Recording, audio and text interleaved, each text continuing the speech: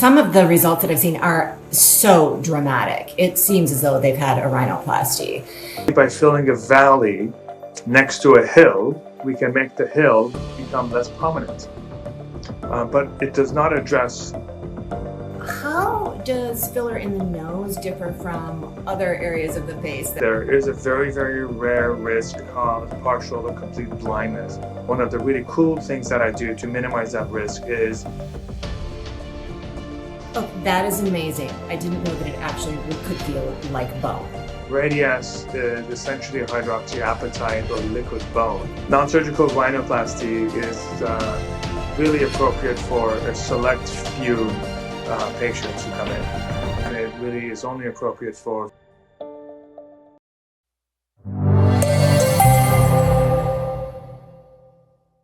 BeautySeek is not a medical provider. This is not medical advice. Always consult a licensed professional. Dr. Sayah, welcome.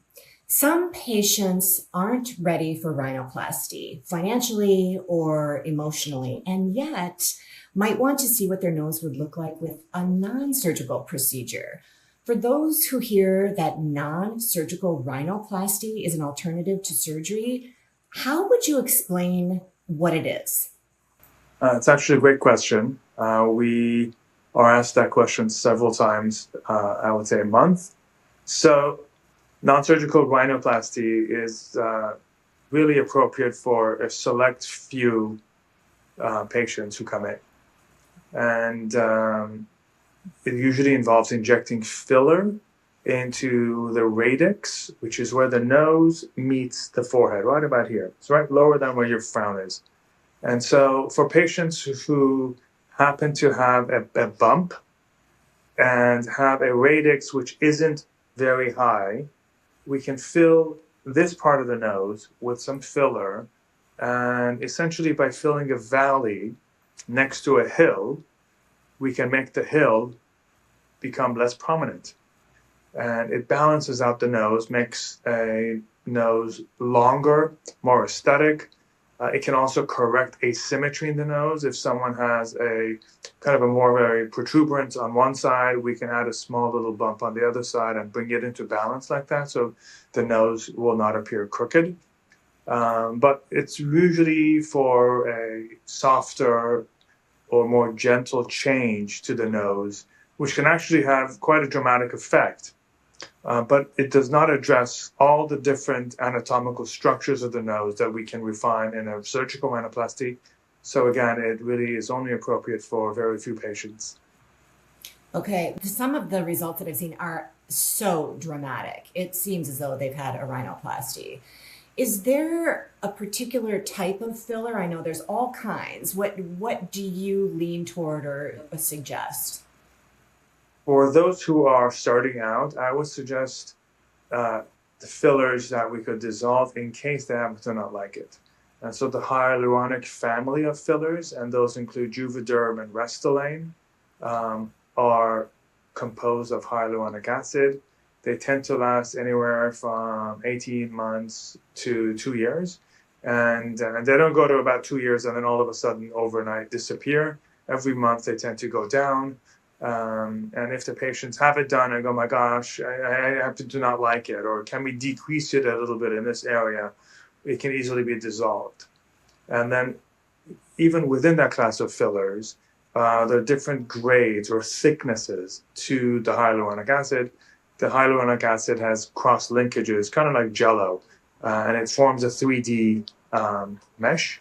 And so just like in Jello, when you can add more gelatin, the Jello becomes thicker. Hyaluronic acid comes in either super thick gel, medium gel, or thin gel. And for the nose, because it's more structural, the nose is more firm.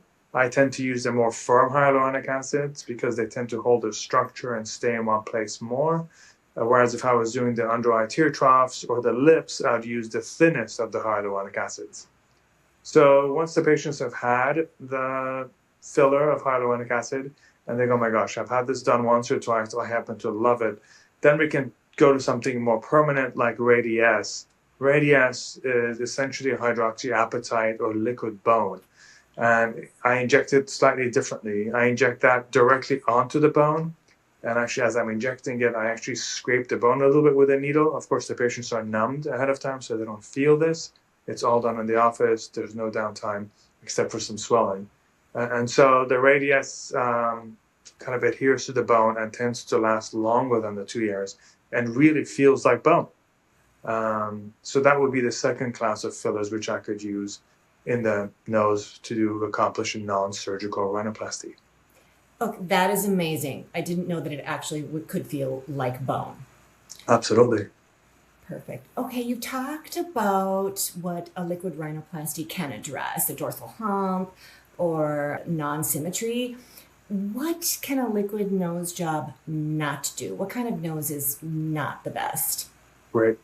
So I'm sure you can envision people who come in and they just have an extraordinarily large nose. The nose is tall, it might be wider, it might have a very prominent hump. Some patients come in with a large nostril. Some patients come in with a drooping tip. Those are all the different characteristics of a nose that a surgical rhinoplasty would be more appropriate for.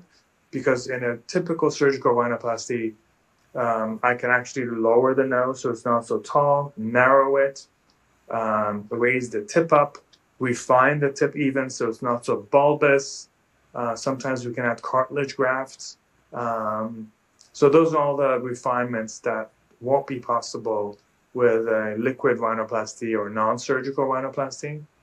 And of course, in a secondary rhinoplasty, if someone comes in and they've had a not so perfect result from a prior rhinoplasty, those patients usually would benefit from a surgical rhinoplasty versus a non-surgical, though in patients who've had over resection, as in particularly in the older type of rhinoplasty where it was in fashion to just take so much out of the nose as surgeons try to refine it, in those patients we can add filler to the nostril or to imperfections in the nose, and that's really an easy fix. In fact, I happen to have a celebrity singer from Germany who came to me, and she had at a very young age, an overly done nose, where the nose was way too small for her face, had all types of different imperfections and asymmetries, and we did filler on her. And after doing the filler a couple of times, she said, I love this, but how do I make this more permanent so it doesn't go through the hills and valleys? It always looks great. And then she opted for a surgical rhinoplasty where I used cartilage from cadavers, and then I reconstructed her nose using the cartilage. So that's another kind of category of patient who, after having done the liquid rhinoplasty or the non-surgical rhinoplasty, may then opt to have the surgery once they know what it feels like, because they don't want to have the hills and valleys, because the filler just keeps going down, goes up, and they want to just keep the best look full time.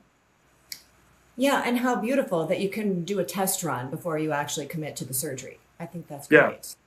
absolutely. Does the thickness of the skin, some of us have thinner skin, some thicker, does that affect how results will look? I think that's more secondary to the structure of the nose to begin with. If patients are a candidate for the non-surgical rhinoplasty or the liquid rhinoplasty, then I think the next variable that you brought up is important to note. Patients with thicker type of skin need kind of more filler, more structure to bring the skin out. I think in the liquid rhinoplasty, thick skin is not as important as in a surgical rhinoplasty. In a surgical rhinoplasty, I often describe the thick skin using an analogy of a blanket. If you have a thick blanket over a very delicate structure, you have no idea what the structure is under the thick blanket. All you know is, okay, there's a bump there, but you can't really figure out the structure of that object. Whereas if you have a really thin silk on top of a structure like a Rubik's Cube, you'll be able to make out, oh God, this is really a Rubik's Cube. It looks like it, it's got the shape, the dimensions. You might even be able to see the little the little depressions in between the pieces of the Rubik's Cube if it's a very thin silk. But again, in a thick blanket, that wouldn't be possible to appreciate. So in a surgical rhinoplasty, when we're trying to bring out the fine, delicate details of the nose, everything from the supratip depression, delicate nostrils, those fine refinements are less possible with thicker skin, because the thick skin will, again, just cover up all the fine detail underneath in the structures. Whereas in a thin skin person or even average skin person, those delicate structural changes will be much more noticeable. So what do we do then? In a regular rhinoplasty, I go in there and actually thin the skin from the inside, and that way we can bring out the structures better, or sometimes slightly exaggerate the appearance that we want to create such that it's even more visible through the slightly thicker skin. So between thinning the skin and accentuating the changes that we want to see, we can create almost similar results as someone with thin skin, but never quite that detailed. Fascinating, fascinating. How does filler in the nose differ from other areas of the face that we are getting filler, like lips or cheeks? Is it injected differently, or what considerations do you take that would be different for the nose? Right. As I mentioned, the filler material is pretty much the same. I would still start off with a hyaluronic family of fillers because they are definitely safer, and if patients don't like them, we could dissolve them.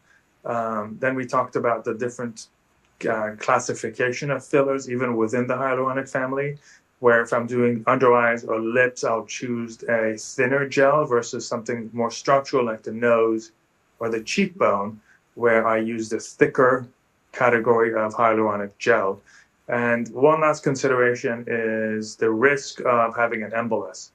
And so near the center of the eyes or the glabella is close to the eyes, and there is a very, very rare risk of an embolus where the filler material can actually enter a blood vessel and go to the eye and cause partial or complete blindness. So again, it's extremely rare. I do mention it to the patients, but that would put filler into the nose or the liquid rhinoplasty in a more risky kind of category than fillers into the lips or the rest of the face. Emboli or clogging an artery can happen in other parts of the face too when we inject them, but those areas are not as critical as our vision. And so it's really important for me to bring that up with the patients and mention to them that this is a risk, although exceedingly rare. As with other types of elective surgery or cosmetic surgery, it's really important to always compare the risks with the benefits. And so we really need to make sure the benefits are way up there, the risks are way down here to make the procedure worthwhile. As the risk goes up and the benefit goes down, then we get to a point where we have to decide, is this really worth it? So if a patient is an excellent candidate for liquid rhinoplasty or non-surgical rhinoplasty, then I think the benefits typically do outweigh the risks. And then with the technique, there are also gentle, subtle technical differences in the way that the procedure should be done. For instance, one of the really cool things that I do to minimize that risk is I inject on the way out. So I firstly numb the patient, I put the needle in, and then as I'm withdrawing the needle, I inject the hyaluronic acid gel such that it minimizes the risk of the needle going into a blood vessel. There are also blunt tip needles that theoretically don't pierce blood vessels to as much of a degree as sharp tip needles. And those blunt tip needles would also theoretically decrease the risk of having an embolus. I love hearing this. We always want to know about the risks. I was reading some journals, and I think vascular occlusion can result in about 0.0225% of all treatments. But I was talking to my injectionist, and she said, you do enough of them, and the chances are that it could happen. So what would you look for? How would you monitor the skin to see if something like that is happening during a procedure? Right. The visual changes are pretty instant. And so patients typically say that I I think there's a little bit of a change in my vision. I've been in practice for 25 years, and I can confidently tell you that we've never had this happen to me. And so I'm usually very delicate when I do the fillers. I think most important thing is avoidance. Avoiding an issue is the most important. But there are things that we can do once it does happen. So if a patient experiences this in the office, which is generally when it would happen, we go in there and we dissolve the filler, and then they're of course sent to the emergency room, whether they want hyperbaric oxygen, more enzyme to dissolve the filler in a few hours. So there is kind of a protocol that we follow to help us recover, though in many instances the vision and the visual changes does not come back. So it's extremely rare that it should happen. When it does happen, it's very serious. We watch the patients always for a few minutes after they've had the fillers to ensure this doesn't happen to them. But let's really emphasize prevention before we get into treatment. Okay, I'm so glad you shared your technique, the blunt tip, the pulling out as you're injecting. I hadn't heard any of that. And we might go a little bit off a topic here because I was speaking to my injectionist, just about the skills and the training required. And she shared with me that in Minnesota, where I am, and Texas, to do injections, you don't even need to be a registered nurse. You don't need to necessarily have education on the anatomy. And that just blows me away. Things have changed a lot. So I'm in Beverly Hills, California, and I think California is probably more liberal when it comes to who gets to inject and who doesn't. So in California, firstly, dentists are permitted to do plastic surgery. And I'll let your viewers decide how they feel about that. And the whole injectables business, of course, started with doctors and surgeons and dermatologists and plastic surgeons. And then as time went on, other doctors kind of said, wow, this is a fantastic, profit center for my practice. Why don't I offer it to my patients?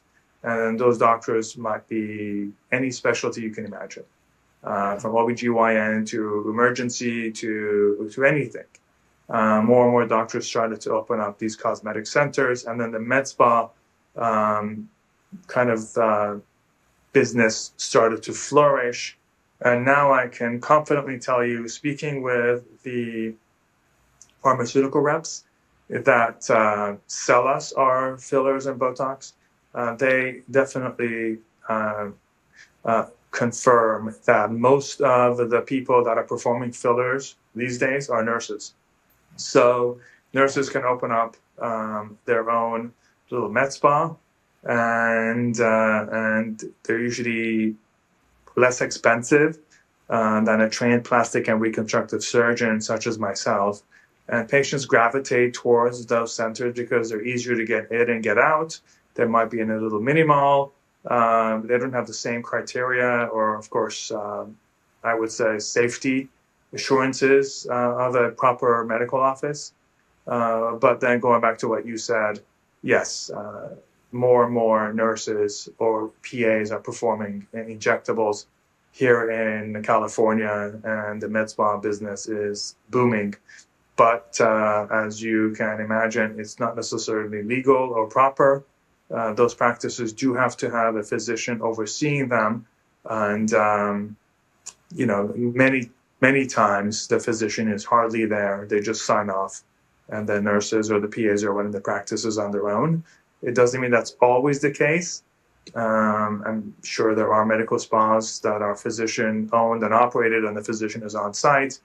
So it's really important for your viewers who are going to have injections done by a nurse to please make sure there's a physician on site, there's a physician overseeing the procedure. And as with anything that we do in life, it's really easy to get it right. If you do it 100 times, people become really confident and they become really good. And so it's not necessarily the technique that's important, it's rather how do you avoid problems. Because God forbid when a problem happens, that's where experience comes in. And same thing in surgery. Just like with injectables, where we have so many nurses and PAs that are doing the procedures in plastic surgery, there's so many non-qualified doctors that are performing plastic surgery. And based on California law, you don't have to have a formal training in plastic and reconstructive surgery to perform plastic surgery. So any doctor after medical school, after a year of internship, can perform plastic surgery, and it's absolutely legit. So again, it's to do liposuction, really easy. To do breast augmentation, super easy. And doctors get quite good at it after doing a few hundred. But again, when something goes wrong, that's where experience comes in. And things do go wrong. And surgery is very detailed. It's all about experience. And so again, please, if you are contemplating having plastic and reconstructive surgery, please make sure your surgeon is board certified by the American Board of Plastic Surgery. Check into their credentials. There's several boards that are kind of made up boards, the Board of Cosmetic Surgery, Board of Liposuction Surgery, etc. So please make sure it's the American Board of Plastic Surgery, just to be sure that your doctor is properly trained.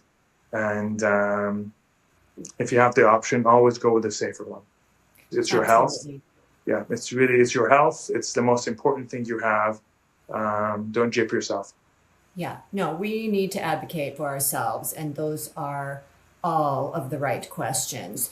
Question then, if something does go wrong, what does an injectionist need to have on site? Is there materials, medication, a bag of ice? What should they already have there to try to rectify the situation? Right. At the most simple level, ice is really important. After your procedure, it's really important that you begin icing right away. It minimizes swelling and bruising. And even before your injection, it's important to stop all anti-inflammatories such as Advil or Motrin. If you're on blood thinners, talk to your doctor to get their permission and blessing for you to stop your blood thinners, because otherwise you'll swell up and bruise more from your injections. Make sure that your healthcare provider is aware of all of your health conditions to make sure there's no contraindication to having the injections done. With that said, after the procedure, again, begin with ice. And if there is an unwanted complication after your procedure, the most important thing to have in the refrigerator is called hyaluronidase.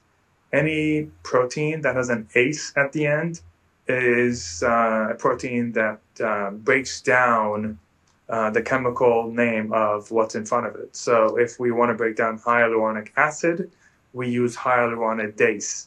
And so we have several vials in our refrigerator. It's important that your healthcare provider has a few of those, because if there is an embolus, God forbid, it's really important to dissolve the filler right away with a much higher dose of this enzyme than we would ordinarily use.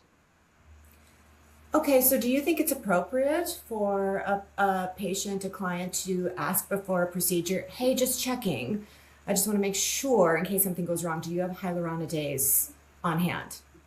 I think it's important. And you know what happens? I think patients are sometimes shy, maybe timid, or maybe their friend had a fantastic result, or their loved one, and they go, oh, this doctor is so fantastic, I don't need to bother. But I think it's a good question to ask and say, listen, I heard Dr. Sayah, he said that it's so important for you to have some of this on hand. Do you have some hyaluronidase just in case something goes wrong? I think it's an appropriate question. As long as it's asked politely, I think the healthcare provider would be more than happy to give them an appropriate answer, and they should have some on hand. It's a little bit expensive to keep it on hand, but again, anybody who's doing injections these days, a filler material should have some in their refrigerator. Okay, perfect. Safety question. What about the speed of the actual injection? Does that matter? I was getting PRP under my eyes, and a trainee was working on me, and then the trainer saw that she was moving slowly, said, let's move this along. So is speed important with injecting the nose, or is that different PRP? Speed is relative, as you can imagine, right? So if you had someone training on you, I'll leave that with you.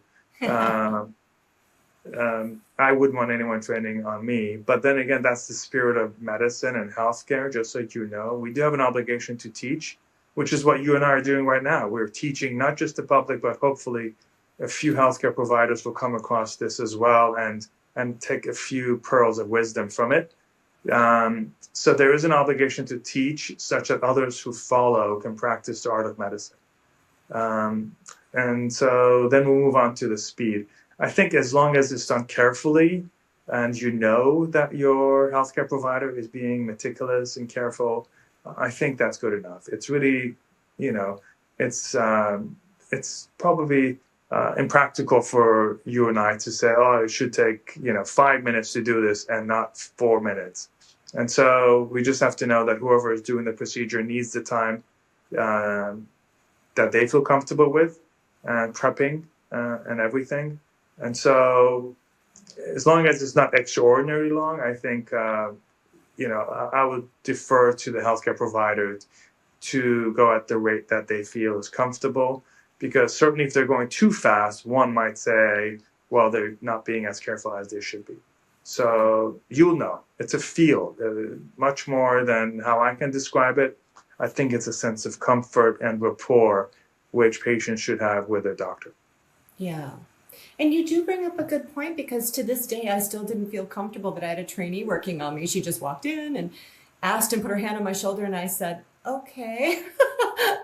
But yes, she needed to be trained. So, well, I should add in academic centers. So I trained at UCLA, and for me to be here speaking with you, 25 years after I completed my fellowship at UCLA in plastic and reconstructive surgery. So for me to get the training that I needed, I had to operate on patients. And so it is, again, an inherent part of our healthcare system that residents and fellows, even medical students, do need to learn. But then the patients do need to consent. Informed consent is super important. Patients need to be aware. And even in surgery, as we're training, there's, of course, always a professor that's watching every single step. And we're not put in a position as residents or fellows where we are in over our head. We start with very small procedures, even from putting an IV in, and then we kind of move up to much bigger procedures as our skills develop and as our experience develops as well. So again, my compliments to you for allowing that person to learn. And you actually helped to train someone who will benefit society moving forward, because probably besides fillers, there's other skills that they learned, which they will in turn pass on to others. And then in surgery, again, typically it's part of the informed consent process. But if any patient ever doesn't feel comfortable having a trainee, resident, or fellow be in on the surgery or assist with the surgery or partake in the surgery, they can always tell the primary surgeon, and I'm sure the surgeon will respect their wishes. Great. Perfect. Well, you've been practicing plastic surgery, if I've done my research correctly, and you probably stated it right now, and reconstructive surgery for nearly 25 years. And I'm sure you've seen a lot of beauty, and a few procedures may have arrived at your door for revisions. Anything you can tell us in terms of like the most beautiful noses and some that, gosh, we needed to work on the nose in this way? It's really a great question. So I've been in practice for 25 years, and I should highlight that in the past 25 years, I've never had any nurses or PAs perform any injectables in my office but myself.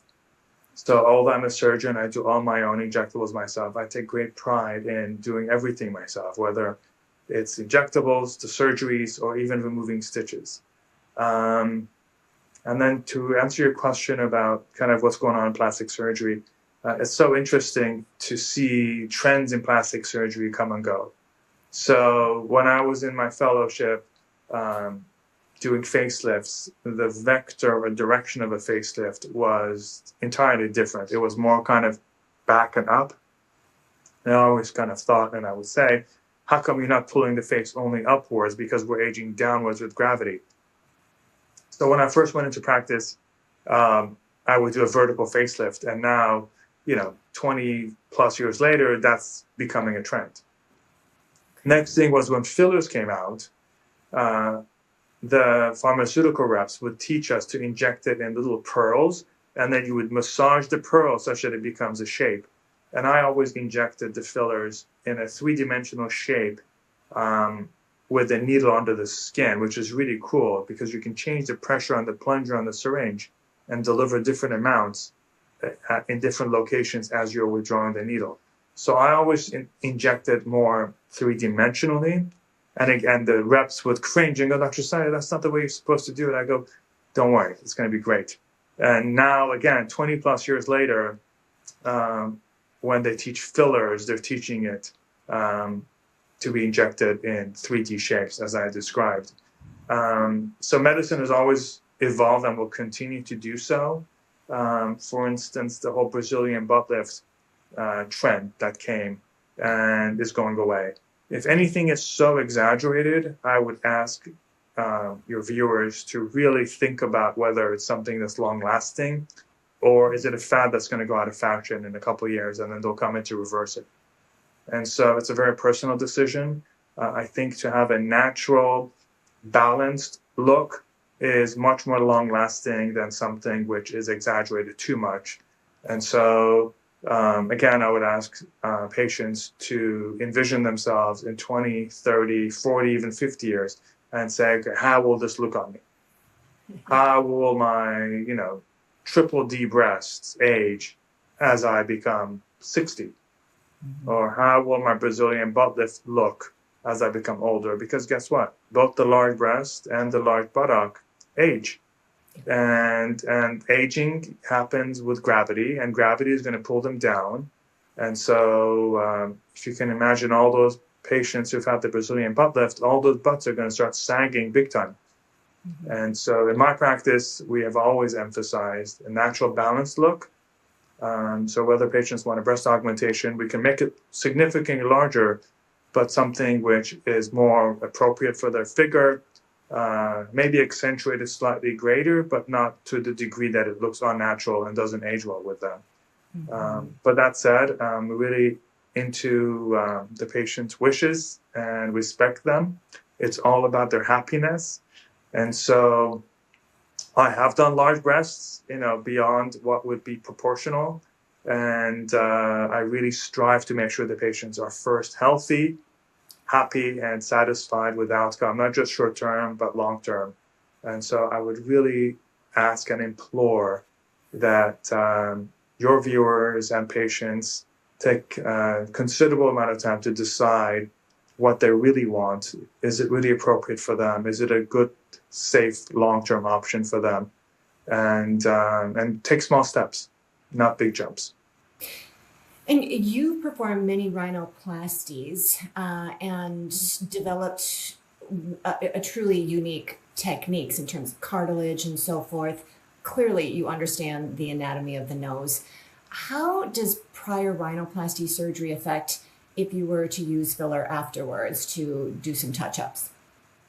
I think it's perfectly fine if somebody has a less than perfect result, or maybe a result that might look good, but they happen to want something else. In those cases, fillers can be an option. It's not always an option because sometimes we need to make things smaller, not bigger, to kind of get to the patient's goal. But if there is a slight imperfection, or if we can't fill in a small little area to give the patients the appearance they wish for, it's super easy to do fillers. But again, prevention is key. So in my practice, I ask the patients to bring me images of noses that they wish for. And among those images, we pick out their very favorite, and that will become our goal and reference point in rhinoplasty.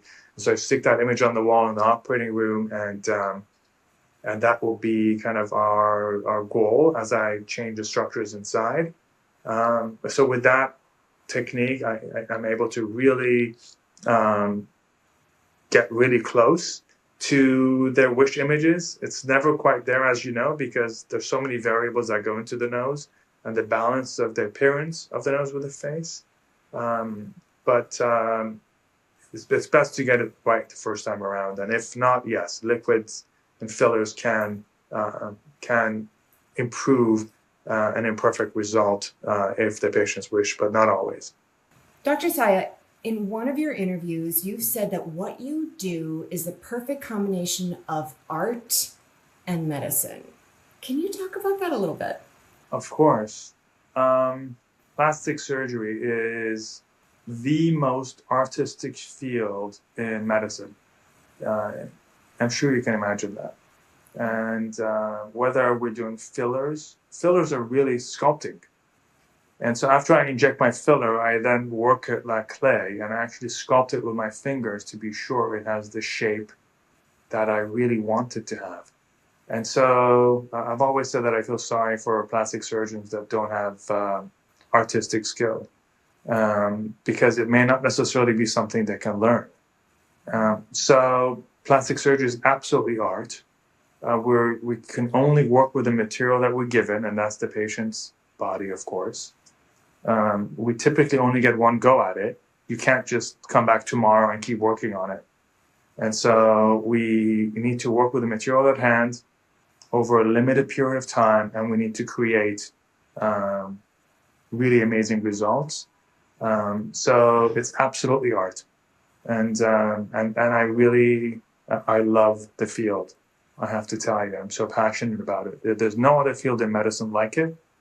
Other surgical fields also have a level of art to them, but typically they're so, I'm a general surgeon, and then I became a plastic and reconstructive surgeon afterwards. This is kind of what we call the more classic or hardcore way of being a plastic surgeon.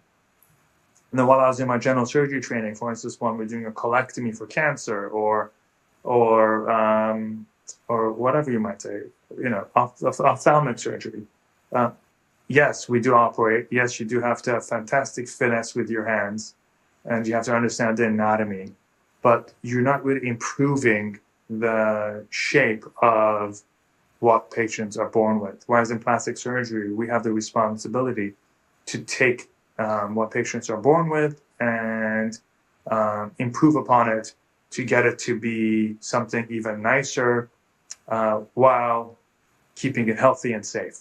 And that's a tremendous responsibility, because I always tell people that I take patients who are absolutely healthy, and I take them and I make them slightly sick just to make them more beautiful. And that's a tremendous responsibility. And we have to really understand risks. We have to be ethical about how we go about doing this. We have to have the right purpose. And but with all that in mind, I really am quite passionate about the artistic field of plastic surgery, which I have committed my entire life to up until this point. It's clear you're very committed, and I appreciate just the love of what you do. I can feel it. How can you tell us a little bit about your background, where you've come from, how you've gotten to where you are to become the expert that you are? Of course, a little bit personal. So I'm originally from Iran, immigrated to first San Francisco and then Los Angeles in 1980.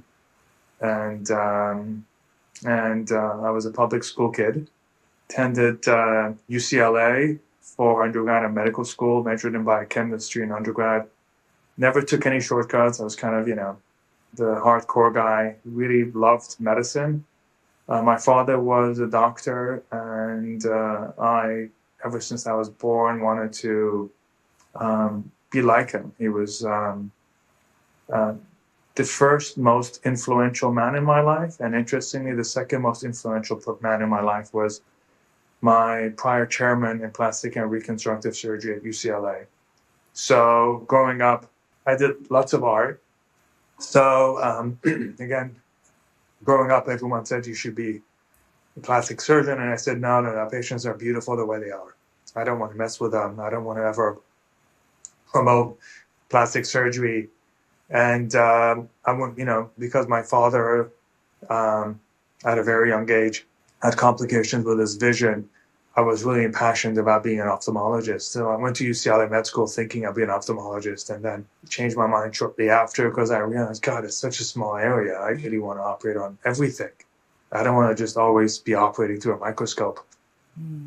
I went through a couple of different specialties until I went to a lunchtime lecture by my then chairman at UCLA called Dr. William Shaw. And he was a really soft-spoken guy from China, extremely a gentleman. He was really just a fantastic guy. And during this lunchtime meeting at UCLA, I saw his before and afters. I loved his demeanor. Went and spoke with him right afterwards, and I said, God, I'm considering being plastic surgeon. He said, okay, David, go to NYU, finish your general surgery, and then come back to UCLA. And that's what I did. So I went to NYU, studied general surgery, a lot of intense trauma, a lot of gunshot wounds. It was people who know general surgery know how intense NYU is. Fantastic training. I'm forever grateful to my then professors in general surgery who really taught me my surgical skills. Then I came to UCLA, which was definitely the top program in plastic surgery at that time, and still is one of the top. And had a really fantastic training by some of the world leaders in plastic surgery in various aspects of plastic surgery, because even plastic surgery has different categories, whether craniofacial surgery, microsurgery.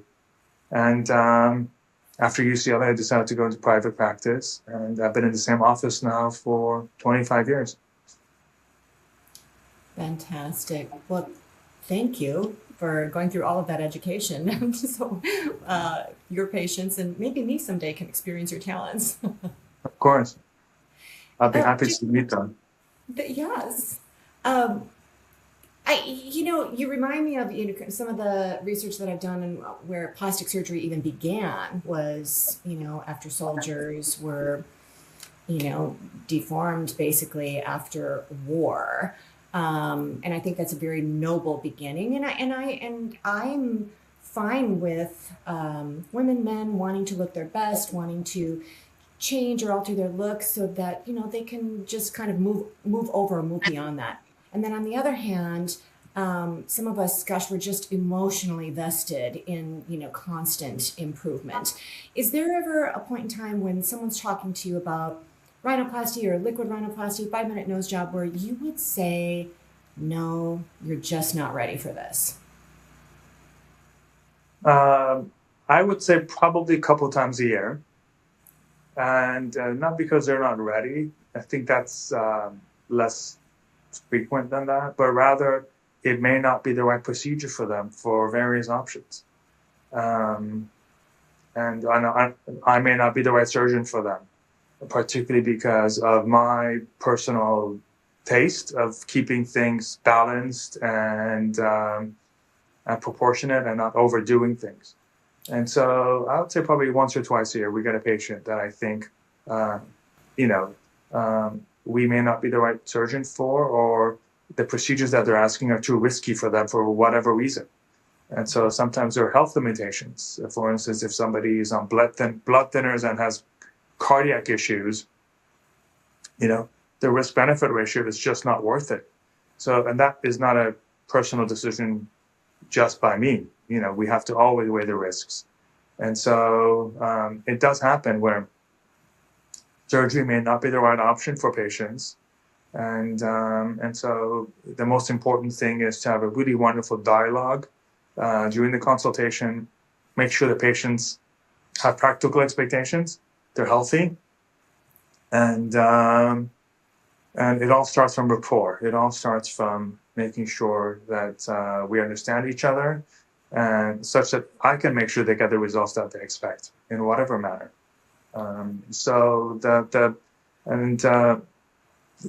Our consultations are about 45 minutes long, and during that time, I spend a lot of time meeting my patients to understand them. Where are they in their life? Why now?